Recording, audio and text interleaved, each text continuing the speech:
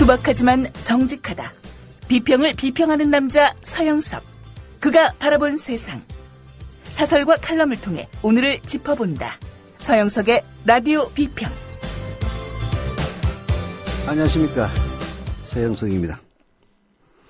군대 갔다 온 남자들, 최고의 악몽은 군대 다시 가는 꿈일 겁니다. 저야 이제 제대한 지 무려 한 35년 가까이 됐으니까 그런 꿈 안 꿉니다만은, 저도 제대하고 나서 한 5, 6년 동안은 꿈을 꾸면 다시 입대를 하는 거예요. 정말 시쳇말로 지랄 같은 꿈이었습니다. 그 괴로움이 다시 반복된다는 거, 그 꿈. 대한민국의 적지 않은 노동자들이 바로 그런 악몽에 시달리고 있습니다. 홍종인 금성노조 유성기업 아산지회장은요, 2012년 151일간의 굴다리 고공농성에 이어서 지난해 10월부터 올해 2월까지 또 한 번의 광고탑 고공농성을 벌였습니다. 상상하기 힘든 고공의 고통을 잘 알면서도 몸에 줄을 매고 다시 철탑 위에 올라갈 때 그 심정은 어땠을까요? 그 역시 상상하기 어렵습니다. 홍 지회장과 함께 광고탑에 올랐던 이정훈 영동 지회장은 아직도 홀로 농성장을 지키고 있습니다. 유성기업 노동자들 요구, 어마어마한 요구 아니었습니다. 밤에는 잠 좀 자자는 것이었습니다. 야간 노동 대신에 주간 2교 대제를 하자는 이 생물학적인 요구에 대해서 회사 측은 해고와 직장 폐쇄, 용역을 동원한 무자비한 폭력으로 대응을 했고, 2012년 국정감사 등을 통해서 유성기업의 치밀한 노조 파괴 시나리오가 만천하에 드러났고, 이에 가담한 노무법인 창조 컨설팅은 법인 설립과 노무사 자격증도 취소가 됐습니다. 21세기 민주화된 국가에서 찾아보기 어려운 그런 자본의 폭력에 대한 실상이 낱낱이 드러났으니 유성기업 노동자들은 이제 제대해서 일상으로 돌아갈 수 있어야 했습니다. 그러나 그뿐이었습니다. 검찰 수사에도 불구하고 유성기업 경영진은 건재했고 노조는 여전히 탄압받고 있습니다. 고용노동부가 부당노동 행위를 구체적으로 밝혔지만 검찰은 증거 부족 등을 이유로 불기소 처분했습니다. 노동자들 해고는 계속되고 있습니다. 유성기업 노동자들은 피를 토하듯 억울하다고 합니다. 당한 사람은 또 당하고 때린 사람은 멀쩡한 이 현실을 받아들일 수 없다는 몸부림을 치고 있는 겁니다. 유성기업뿐입니까? 기륭전자, 비정규직 노동자들은 5년 2개월간의 장기투쟁 끝에 2010년 회사 측과 비정규직 복직 합의를 했습니다. 지난해 5월 가까스를 복직을 했지만 회사 측은 일거리와 월급을 주지 않았고, 지난 1월에는 새벽에 몰래 사무실을 옮겼습니다. 조합원들은 회사가 어디에 있는지 알 수가 없었어요.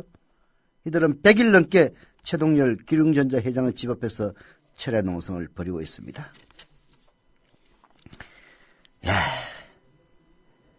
기업들 욕할 것 없어요. 철도노조 파업에 대해서 노사정 협의 운운하면서 정치권이 중재를 해서 철도노조 파업을 일단 중단을 시켰습니다마는, 오히려 코레일 철도공사는 무자비한 전출 그리고 징계로 대응하고 있습니다. 나라가 이 모양이니 자본이야 오죽하겠습니까? 봄날, 따뜻한 봄날 휴일을 지냈습니다마는 고개를 돌려보면 그야말로 야만의 세월입니다. 라디오 비평 시작하겠습니다. 함께하고 계신 방송은 정치평론가 서영석 미디어 협동조합 이사가 진행하는 라디오 비평입니다.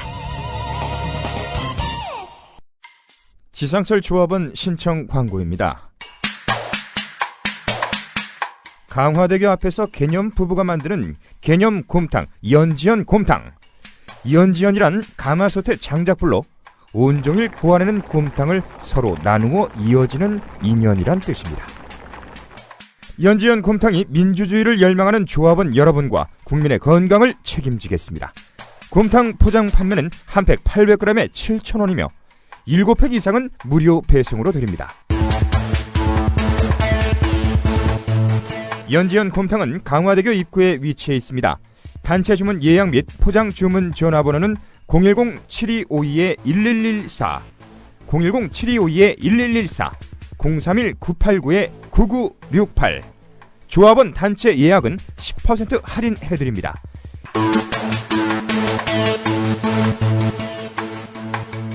포장 판매 금액의 10%는 국민TV 후원금으로 쓰입니다.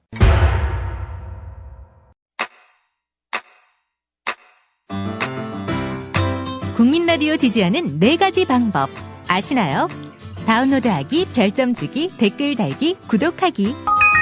국민라디오를 보다 많은 이들에게 전할 수 있는 가장 손쉬운 방법.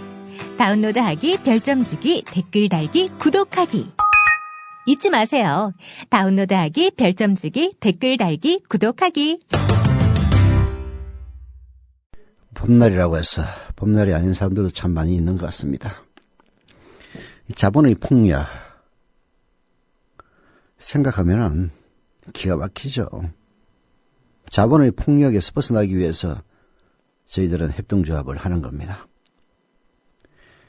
오로지 다수의 주식을 아주 이상 얄탄 방법으로 지배하고 있는 일부 소수를 위해서 다른 모두가 희생되는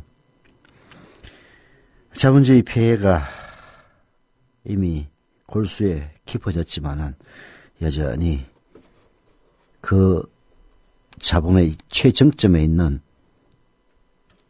재벌이 서울시장에 나오겠다고 하고 있고, 그리고 그런 사람들이 지지도를 많이 받는 이런 현실이 참으로 안타깝기만 합니다.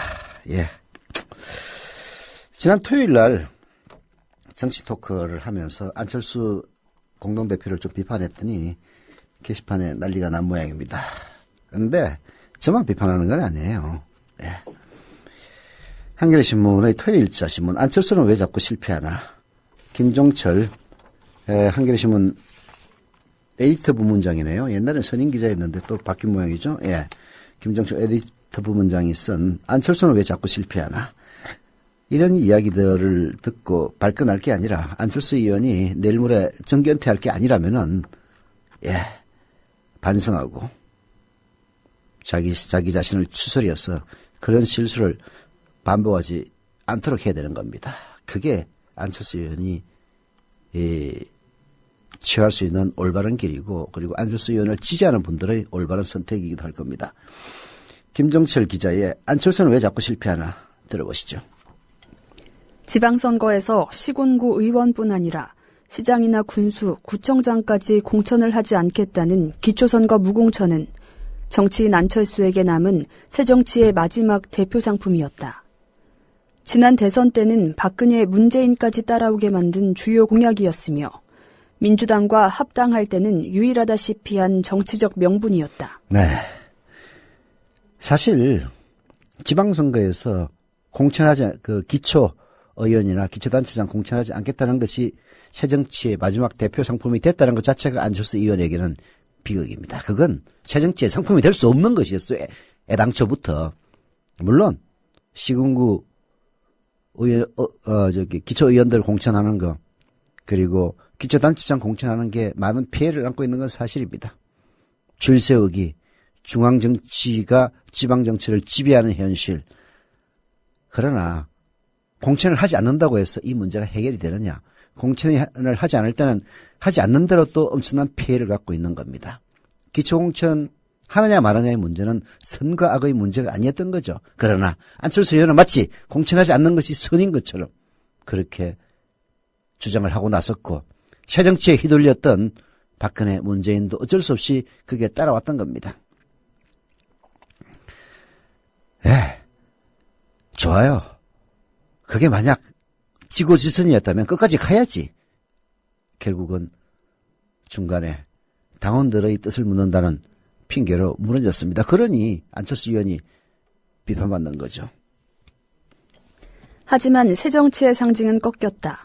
새정치민주연합 당원과 국민들은 현명한 판단을 기대한 안철수의 손을 들어주지 않았다.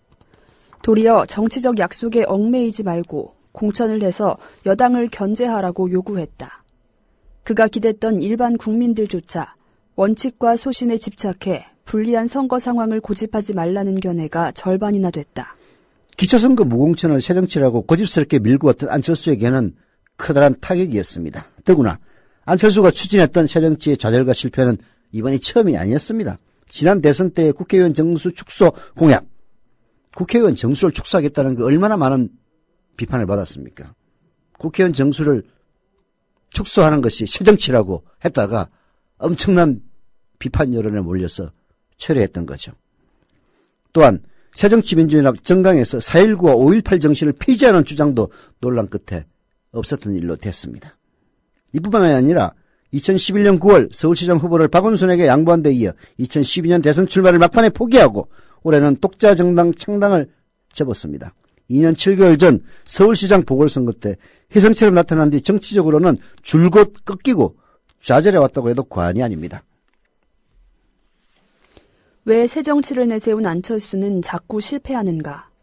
흔히 그의 권력 의지가 약하고 뚝심이 모자란 탓이라고 진단한다. 정치 지도자는 끈질긴 추진력과 맹렬한 기세가 필요한데 안철수는 이른바 기가 약하다는 주장이다.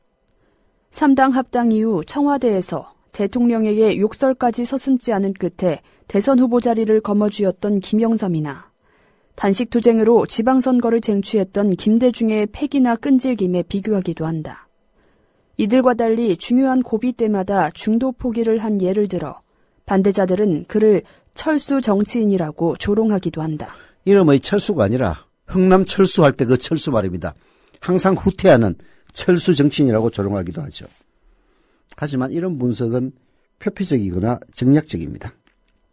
안철수가 후퇴하고 실패해왔던 것은 줏대나 용기의 문제가 아니라 바로 새정치 내용 자체가 잘못됐기 때문이었습니다. 국회의원의 수를 대폭 줄이겠다는 약속이 바로 대표적입니다. 정치를 해모하는 대중적인 정서에는 맞을지 모르지만은 재벌 등 사회 기득권을 제어해야 하는 정치임을 약화시키는 반정치적 결과를 낳을 수밖에 없는 잘못된 주장이었습니다. 기초무공천도 마찬가지입니다. 지역 정치인을 국회의원에게 줄 세우고 돈이 오가는 등의 여러 폐단이 있지만 기초선거에서 공천을 없앨 경우 정당의 뿌리가 약해질 뿐 아니라 결국은 토호들이 지역의 토호들이 득세할 가능성이 매우 높습니다. 이게 더 큰 문제예요. 애초부터 논란이 많을 수밖에 없었던 데다가 특히 야당만 공천하지 않을 경우 지방선거에서 일방적으로 불리한 상황이어서 무공천은 명분과 현실 양쪽 면에서 모두 설득력이 약했습니다. 그걸 핑계로 합당을 한 김한길이도 참 웃기는 정치인이긴 합니다만은 어차피 안철수나 김한길에게는 기초선거 무공천은 하나의 명분이었을 뿐이었죠. 그런데 그 명분이 잘못된 명분이어서 합당을 하는 데는 아무런 문제가 없었지만 실제로 새누리당은 공천을 하는데 야당은 공천 안 하겠다고 하니까 사달이 났던 겁니다. 4.19와 5.18 정신을 삭제하자는 안철수의 제안. 이건 그야말로 민주화를 이끌어온 정통 진보개혁 세력의 정체성을 부인하는 것이었습니다. 그런 얘기 꺼내서 후퇴한 안철수의 최대의 잘못 중에 하나가 바로 이 부분입니다. 그리고 교과서 문제를 그야말로 이념의 문제가 아니라 찬성과 반대의 문제로 지환시켰던 안철수의 실수는 그야말로 역사의식의 부재라는 그런 비판을 받을 수밖에 없었고, 김정철 기자가 지적했던 이런 일련의 사안들을 보면 안철수는 용기가 없어서가 아니라 줏대가 없어서가 아니라 잘못된 정책을 새 정치라고 내걸었기 때문에 실패할 수밖에 없었던 사람이었다. 그런 이야기입니다. 네. 이제 안철수는 기성 정치인과의 차별성을 강요받는 후발주자나 정치 신인이 아니다. 강자와 맞붙어 싸워야 하는 정치적 약자도 더는 아니다. 의원 130명의 제1야당 대표다. 내용 없는 새 정치보다 현실의 문제를 해결하는 책임 정치를 보여줘야 한다. 그나마 다행스러운 것은 안철수가 문제점을 바로잡을 줄 아는 유연성과 그리고 개인 소신보다는 정치인으로서의 책임성을 중시하기 시작했다는 점입니다. 이제 정치를 어느 정도 알기 시작했다는 얘기에 다름 아닙니다. 당원 및 국민 여론조사라는 해법을 제시해 기초공천 문제로 갈라진 당론을 수습하고 자신의 기대와 다른 결과에 대해서 내 신념이 당에 강요되는 독서에 되어서는 안 된다고 깨끗이 수용한 것은 긍정적입니다. 미래로 가는 교훈을 얻었다면 안철수의 지금까지 연거푸 저질렀던 실패의 경험은 오히려 약이 될 수도 있습니다. 하지만 계속 그런 실수하면은 안철수에 대한 기대는 저절로 사그라들 수밖에 없을 겁니다. 여보, 국민TV가 개국했는데 월 10,000원씩 내야 하는 조합비 어떻게 내라는 거예요? 그 자동적으로 출금할 수 있도록 하면 되잖아요. CMS 신청해요. 아, 국민.tv 미디어 협동조합 홈페이지를 통하면 되는 거죠? 아빠하고 엄마하고 나 모두 다 조합원이잖아요. 그러면 우리 집은 3만 원 내야 해요? 꼭 그렇지는 않아. 가구 전체가 조합원이면 아빠만 대표로 내도 돼. 김용민입니다. 10,000원도 좋습니다. 그러나 자라는 꽃과 나무에 물을 더 주는 심정으로 자발적인 추가 조합비 납입을 해주셔도 감사하겠습니다. 우리의 꿈 아직 진행형이잖아요.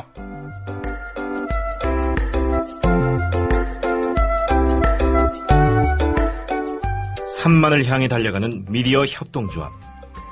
조합원 여러분, TV가 개국한 4월부터 조합비를 납입해 주십시오. 한 분 한 분의 조합비가 모이고 또 모일 때 미디어 협동조합은 건강한 방송, 공정한 보도로 보답할 것입니다. 자세한 안내는 국민.tv를 참고하세요.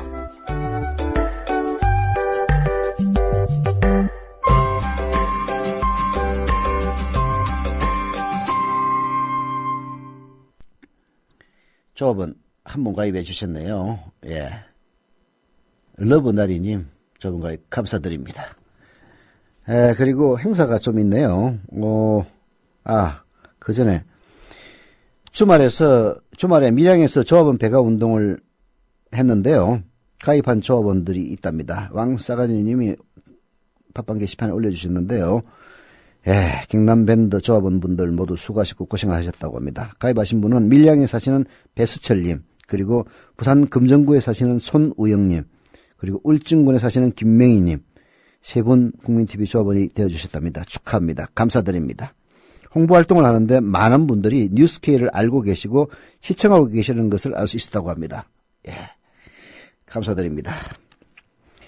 경기 남동부 해비에 공개방송을 하는데요. 4월 26일 토요일 오후 2시 30분부터 이천시 서희 청소년문화회관에서 한다고 합니다. 축하 공연과 협동조합 교육이 있고요. 그리고 김영민 서영석의 정치토크 공개방송도 있습니다. 문의는 경기 남동부 해비의 준비위 불동님 010-9345-4481 010-9345-4481로 연락하시면 됩니다. 하는 김에 하나 더 할게요. 대구 경북 지역협의회 창립총회가 있습니다. 4월 26일 같은 날 토요일 오후 2시입니다. 장소는 대구 메트로 아트센터고요. 대구 지하철 2호선 대공원역에서 하차하시면 됩니다. 행사 내용은 가수 임정덕님의 축하 공연이 있고요. 손병희님의 나란히 가지 않아도 공개방송이 있습니다. 문의 및 참석 여부는 010-9568-8064로 연락하시면 됩니다. 자, 두 번째는 IMPT가 정몽준에 대해 쓴 칼럼입니다. 읽어보시죠. 설명할 필요도 없습니다. 서울시장 새누리당 후보들의 진흙탕 싸움이 계속되고 있습니다. 특히 김황식 예비후보와 정몽준 예비후보 간의 백지신탁 공방은 네거티브와 검증이다라는 말싸움 논란까지 이어지고 있습니다. 4월 11일 정몽준 예비후보는 김황식 예비후보의 백지신탁 공세에 김황식 후보 측 분들이 국어 실력이 그렇게밖에 안 되나라며 김 후보의 백지신탁 공세에 대한 강한 불쾌감을 표출하기도 했습니다. 현재 새누리당 서울시장 예비후보로 나선 김황식 후보는 정몽준 예비후보의 재벌 이미지를 부각시키고 있습니다. 여기에 대해 정몽준 예비후보는 안간 힘을 써가며 재벌 이미지 공세를 막아내고 있습니다. 정몽준 예비후보가 가진 재벌 이미지, 그냥 이미지인지 그 속에 과연 진심이 담겨 있는지 한번 알아보도록 하겠습니다. IMPT가 분석을 합니다. 자, 요새 정몽준 후보가 제일 많이 외우고 보는 서류는 공약이 아니라 생활 물가 정보라고 합니다. 국민일보 유성열 기자가 쓴 칼럼을 보면은 지난 9일 새누리당 서울시당 예비후보 간 TV토론에서 정몽준 후보는 토론 직전까지 돼지고기 한근 가격 등이 적힌 생활 물가 정보를 외우고 있었다고 합니다. 다른 사람이 공약집을 외우고 검토할 때 정몽준 예비후보가 생활 물가를 외우고 있는 이유가 뭐겠습니까? 정몽준에게는 버스비 70원이라고 하는 트라우마가 있기 때문입니다. 지난 2008년 한나라당 대표 경선을 앞둔 라디오 토론회에서 공성진 의원은 정몽준 후보에게 버스비가 얼마인지 물어봤습니다. 정몽준 후보는 이렇게 답했죠. 굉장히 어려운 질문을 했는데 요즘은 카드로 계산하지 않습니까? 한 번 탈 때 한 70원 하나? 라고 대답을 했죠. 많은 네티즌들로부터 비난과 패러디 대상이 되기도 했습니다. 버스비를 70원이라고. 70원 했으면 정말 좋겠어. 정몽준 후보는 이후 서민 물가도 모르는 재벌이라는 이미지를 벗어나기 위해서 돼지고기 한 근, 배추 한 포기, 고등어 가격 등을 외우고 있었다고 합니다. 정몽준 예비후보의 이런 노력 사실 필요 없습니다. 매번 아내와 장을 보는 우리 이 칼럼을 쓴 아이엠 피터 역시 대략 가격 수준만 알지 정확히 돼지고기 한 근이나 배추 한 포기 가격 모릅니다. 문제는 그의 삶이 꾸며졌다는 데 있는 겁니다. 즉 교통카드를 내밀면서 학생용인지도 모르고 그저 누군가 알려주지 않고는 모르는 그런 삶을 정몽준은 살고 있는 겁니다. 연애를 책으로 배웠어요라는 말이 있습니다. 그저 책을 가지고 배운 지식은 죽어있는 지식이 될 수 있다는 점을 강조한 얘기입니다. 정몽준 예비후보가 보좌관이 준 서류로 생활물가를 백날 외워봤자 진짜 서민들이 어떻게 사는지 그 서민들의 어려움과 희망이 무엇인지 어떻게 알겠습니까? 정몽준 예비후보에게 쏟아지는 백지신탁 부분은 사실 정 후보의 말처럼 당장 법적인 논의가 될 필요성이 없는 부분입니다. 2005년 도입된 공직자 주식 백지신탁 제도는 취임 1개월 이내에 주식을 매각하거나 금융기관에 백지신탁을 하는 제도이기 때문입니다. 문제는 정몽준 예비후보가 가진 주식이 너무 많고 복잡하다는 점에 있습니다. 현재 정몽준 예비후보가 보유한 현대중공업 지분율은 10.15%, 771만 7,769주입니다. 지난해 말 기준으로 주식 가치를 따지면 무려 1조 9천억 원입니다. 정몽준 후보가 만약 서울시장에 당선되면 이후 현대중공업 주식 관련 백지신탁 문제가 본격적으로 법에 적용을 받게 됩니다. 아마 정몽준 후보는 현대중공업이 서울시장과 직무 관련성이 없다는 주장을 할 것입니다. 그러나 현대오일뱅크, 호텔현대, 하이투자증권 등이 포함되어 있기 때문에 쉽지는 않을 것입니다. 정몽준 후보가 서울시장이 된다면 현직 프리미엄을 통해 어떻게든 주식을 계속 보유하려고 할 것입니다. 이 부분은 아마 본선에서도 논란이 될 수 있습니다. 이런 문제는 우리의 호프 이명박 씨가 청계재단이라고 하는 꼼수를 발휘해가지고 잘 피해간 전례가 있죠. 예, 정몽준 예비후보 역시 이 백지신탁 아마도 아산 나눔재단에 기탁하게 있다는 방식으로 모면할 수 있을 겁니다. 정몽준 예비후보의 이러한 주식 기탁은 대외적으로는 모든 재산을 내놓은 것처럼 보이지만 실상은 현대가의 현대중공업 지배력을 그대로 존속시킬 수 있는 꼼수에 불과합니다. 아산 나눔재단에 현대중공업 주식을 기탁해봤자 명예이사장이 정몽준 예비후보이기 때문에 거의 사람들이 그의 명령에 따라서 주청해서 정몽준 후보의 장남이자 현대중공업 수석부장을 하고 있는 정기선 씨에게 힘을 실어줄 것이 뻔하기 때문입니다. 정의세를 내고 아들에게 주식을 물려주나 아산 나눔재단에 주식을 기탁하나 재벌 오너의 지배력은 여전히 존재합니다. 결국 정몽준 예비후보는 백지신탁을 회피하는 방법을 잘 알고 있고 그저 선거에 영향을 끼치지 않게 여론만 다독이면 될 뿐입니다. 정몽준 예비후보는 자신이 서울시장에 당선되면 연봉 10,000원을 받겠다고 합니다. 뉴욕 전 시장이었던 블룸버그를 따라한 공약입니다. 정몽준 예비후보는 연봉 10,000원만 받겠다고 했지만 과거 26년 동안 한 번도 세비를 반납한 적이 없습니다. 재산이 수조 원이 넘는 재벌 국회의원이었지만 세비는 꼬박꼬박 받았던 것입니다. 정몽준 예비후보가 2005년부터 2010년까지 낸 세금은 124억 원입니다. 많은 것 같죠? 하지만 당시 조진행 의원은 재산이 819억인데 141억 원의 세금을 냈습니다. 재산이 그보다도 훨씬 더 많은 정몽준 후보가 오히려 세금을 더 적게 냈던 겁니다. 반값 등록금을 공약하며 망국노라고 주장했던 정몽준 후보, 이제 시장을 돌아다니며 서민 코스프레를 하고 있습니다.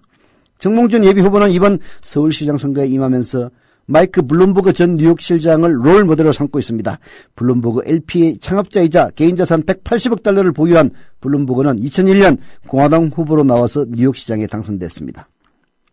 정몽준 예비후보는 서울시장 출마 전에 블룸버그를 만나서 재벌이 어떻게 뉴욕시장으로 성공할 수 있었는지 배운 듯합니다. 그러나 정몽준이 롤 모델로 삼고 있는 블룸버그, 그 블룸버그가 뉴욕시장에 재직하고 난 뒤에 뉴욕시는 오히려 인권 침해와 빈부격차가 더 커졌습니다. 블룸버그의 정책이 잘못됐다는 가장 큰 증거는 후임 뉴욕시장 블라지오가 부유세 신설 등을 통해 사회 경제적 불평등을 해소하겠다는 공약을 내걸고 당선됐다는 점입니다. 전임 블룸버그 뉴욕시장의 문제점을 시민들이 표로 보여준 겁니다. 블룸버그는 이미 실패한 모델이에요. 재벌을 당선시키면은 그 재산을 가지고 뭔가 좀 덕이 될 거라고 생각했는데 오히려 가진 자들에게 더 좋은 정책을 씀으로써 뉴욕시를 더 피폐하게 만들었고, 그래서 블라지오가 나와서 부유세를 신설해서 돈 가진 놈들에게 세금 더 많이 걷겠다 해가지고 당선되는 겁니다. 올바른 기업인이 그의 경험을 토대로 정치에 영향을 발휘할 수 있습니다. 그러나 우리는 정몽준 예비후보의 롤모델이었던 블룸버그 전 뉴욕시장을 통해서 이미 재벌 정치인이 어떻게 서민을 힘들게 할 수 있는지 충분히 봤습니다. 결국은 사기친 거죠. 돼지고기 값이 얼마인지, 고등어 값이 얼마인지 몰라도 됩니다. 하지만 비정규직에 종사하는 시민들이 왜 돼지고기 한 건조차 쉽게 사 먹을 수 없는지, 그건 알아야 하는 겁니다. 서민의 삶을 달달 외우고 시장에서 상인들과 사진 찍는다고 서민의 삶을 알 수 있는 건 아닙니다. 정몽준 씨, 코스프레 좀 그만하세요.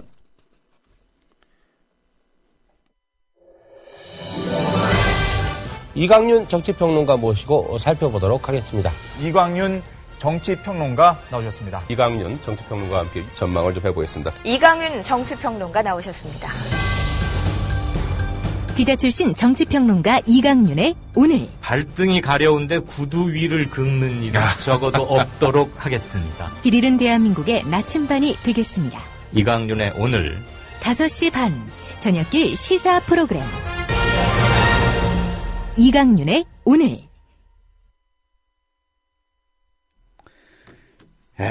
국정원의 언론 공작, 그야말로 점입가경입니다.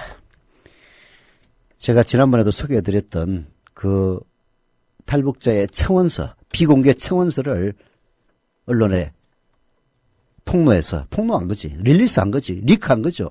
그렇게 해서 오히려 그 탈북자를 어렵게 만든 그 일들이 결국은 언론 공작에까지 이어졌다는 점이 들통났습니다. 오늘 한겨레신문이 사설로 국정원의 언론 공작 철저히 수사라고 촉구하고 나섰습니다. 국정원의 언론 공작 실상이 속속 밝혀지고 있다. 간첩 혐의 증거 조작 사건이 들통나자 국정원이 위기를 모면하고자 사람 목숨이 걸린 비밀 정보를 몇몇 언론에 흘린 정황이 구체적으로 드러나고 있는 것이다. 국정원은 간첩 혐의로 기소된 유호성 씨의 비공개 재판에 증언했던 탈북자 모 씨가 소송 내는 걸 막으려고 대가까지 제시했다고 한다. 모 씨가 자신의 탄원서 내용을 기사화한 중앙일보 기자에게 항의하자 그 기자는 탄원서를 국정원에게 받았다고 실토했다고 한다. 결국은 탄원서가 문화일보, 중앙일보에 보도가 됐는데 이게 도대체 어떻게 해서 내가 비공개로 한 탄원서 내용이 보도가 되느냐라고 따졌더니 국정원으로부터 탄원서를 받았다라는 실토를 받아냈다는 겁니다. 그런데 이 양반의 고소로 시작된 검찰 수사는 엉뚱한 것으로만 흘러가고 있습니다. 애초 이 탈북자의 고소 내용은 두 가지였습니다. 자신의 법정 증언을 북한으로 유출한 사람과 자신이 법원에 낸 탄원서를 언론에 유출한 사람을 모두 찾아서 처벌해달라는 것이었습니다. 북한 유출은 그 자체로 심각한 사안인 만큼 검찰이 수사력을 투입하는 건 당연합니다. 문제는 검찰이 이 부분에만 매몰돼서 언론 유출은 심각하게 받아들이지 않고 있다는 점입니다. 지금까지 드러난 사실만으로도 국정원 직원들을 공무상 비밀 누설죄 등으로 처벌하는데 아무런 어려움이 없어 보입니다. 최초로 이 탈북자의 탄원서를 보도한 문화일보의 사회부장도 이 탈북자에게 당신이 써도 된다고 허락을 했다고 들었다라고 말했다는 겁니다. 당신이 써도 된다고 허락을 했다고 들었다라면 당신이 써도 된다고 허락했다는 말을 누군가 했다는 것이고 그걸 누가 했겠습니까? 물어보나마나 국정원입니다. 국정원도 이명박이처럼 주어가 없다고 지금 발뺌할 생각입니까? 누구한테 들었는지 명시적으로 밝히지는 않았지만 앞뒤 문맥으로 봐서 정보 유출 주체가 국정원임을 짐작하기란 전혀 어렵지가 않습니다. 국정원의 언론 유출은 불법 행위일 뿐만 아니라 자신들에 대한 처벌을 피하려고 무고한 사람을 희생시킨다는 점에서 반인륜적이기도 합니다. 모 씨가 유호성 씨 사건의 비공개 재판에 증인으로 출석한 건 지난해 12월 6일이다. 한 달 뒤 그는 북한에 있는 딸로부터 아빠 때문에 국가안전보위부에 가서 조사를 받았는데 거짓말로 겨우 수습하고 나왔다는 전화를 받았다고 한다. 증언 내용에 북한 유출로 어려움에 처했지만 최악은 피할 수 있었던 상황이었다. 문제는 4월 1일 이후 탄원서 내용이 언론에 보도된 뒤다. 딸이 집에 들어오지 않고 연락이 완전히 끊겨버려 생사가 불투명해졌다. 북한 유출이 폭행이라면 언론 유출은 살인이나 마찬가지다. 국정원이 자기들 살겠다고 평소 이용하던 정보원을 헌신짝처럼 버린 셈이다. 게다가 국정원은 모 씨에게 입막음용으로 대가를 이야기했다고 한다. 자신의 범죄 행위를 가리기 위해 국가 예산에까지 손을 대려 한 것이다. 그러니까 너 입 다물고 있으면 뭐 주겠다. 대가라는 게 뭡니까? 돈 주겠다. 이렇게 얘기했다는 겁니다. 검찰은 지금 최동욱 전 검찰총장 뒷조사 문제와 국정원의 증거조작 사건만으로도 정치검찰이라는 비난을 넘치게 받고 있습니다. 검찰이 국정원의 언론 유출을 놔두고 북한 유출에만 수사력을 집중한다면 그 오명은 더 부각될 겁니다. 국민 라디오와 국민 TV를 다시 읽고 듣고 보실 수 있습니다. 대한민국 공정언론의 산실, 미디어 협동조합이 만든 인터넷 신문. 기자들이 현장에서 보내온 생생한 속보, 전문가들의 깊이 있는 분석. 국민 TV 뉴스. 국민 TV 뉴스. 국민 TV 뉴스. 국민 TV 뉴스. 공정뉴스의 관문 news.국민.tv. 지금 접속하세요. 네, 민준의 아빠님 그리고 러시언님 조합원가에 감사드립니다. 자, 마지막 칼럼은 칼럼이 아니라 사설이네. 한국일보 서울교육청 학교 앞 호텔 허용하는 속임수까지 쓴다는 사설 소개해드립니다.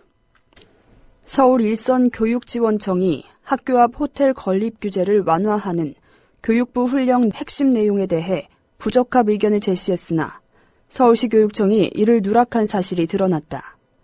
서울시 내 호텔 건립 민원이 많은 4개의 교육지원청은 훈련 내용 중 호텔 사업자가 학교 환경위생정화위원회에 사업 내용을 설명할 기회를 부여하자는 데 대해 위원 신원 노출과 청탁 우려로 반대 입장을 밝혔으나 교육부에 전달되지 않았다는 것이다. 철저한 비공개가 원칙인 정화위원들이 사업자와 직접 접촉할 경우 공정성 훼손 우려가 큰 것은 두말할 여지가 없다. 이런 현장의 중요한 의견이 누락됐다는 것은 고의성이 개입됐다고 밖에 볼 수 없다. 이거 잘 모르는 사람은 무슨 말인지 잘 모르는데요. 이런 겁니다. 학교 근방에 호텔을 건립하자면은 반드시 학교 환경위생정화위원회의 승인을 받아야 됩니다. 학교 환경위생정화위원회는요, 비밀리에 비공개로 선정합니다. 왜 비밀리에 비공개로 선정하느냐? 신원이 밝혀지면 로비할 우려가 있기 때문에 그래요. 그런데 박근혜가 규제 완화 운운하니까 교육부가 교육청에다가 교육지원청에다가 맨 하부 기관에다가 훈령을 내립니다. 즉 호텔을 짓겠다는 업체가 바로 학교 환경위생정화위원회에 사업 설명회를 할 수 있도록 기회를 주라라는 겁니다. 그런데 이거는 말이 안 되는 거예요.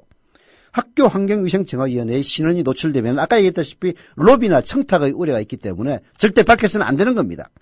그런 훈령에 대해서 교육지원청에서는 이거는 불합리한 훈령이다라고 의견을 표시했는데 그 상부기관인 서울시교육청 문용린이가 보수교육감이라는 문용린이가 교육감을 하고 있는 서울시교육청에서는 이것을 묵살했다는 겁니다. 이거 매우 중대한 문제입니다. 박근혜 대통령 주재로 열린 규제개혁 점검회의에서 학교 앞 호텔 건립 문제가 거론된 후 정부는 앞뒤 가리지 않고 건립 허용을 추진하고 있다. 서울시 교육청은 유해시설이 없으면 학교 주변에도 관광호텔을 세울 수 있도록 관광진흥법 개정을 요청하겠다는 입장을 밝혔다. 학생들의 학습권과 교육 환경을 무엇보다 우선시해야 할 교육당국이 이 문제에 앞장서고 있다는 사실에 우려를 표명하지 않을 수 없다. 그래, 보수교육과 뽑아놨더니 학교 근처에다가 관광호텔이나 만들어주겠다는 이딴 망발을 내뱉고 있는 겁니다. 물론 박근혜가 시킨 거죠. 그럼에도 불구하고 학교나 학부모 등 일선 교육계 생각은 문용인이 생각하고 완전히 다릅니다. 호텔은 물론이고 유해시설이 없는 고급 관광호텔이라도 일단 들었으면 주변에 관련 상권이 형성되는 건 시간 문제라는 그런 지적입니다. 경북궁 지척에 있는 7성급 호텔 건립 허용 움직임에 대해서도 불과 수십 미터 떨어진 학교들의 교육권과 학습권 침해와 함께 역사 문화 중심지로서 공공가치 훼손 우려가 적지 않다며 반대하고 있는 겁니다.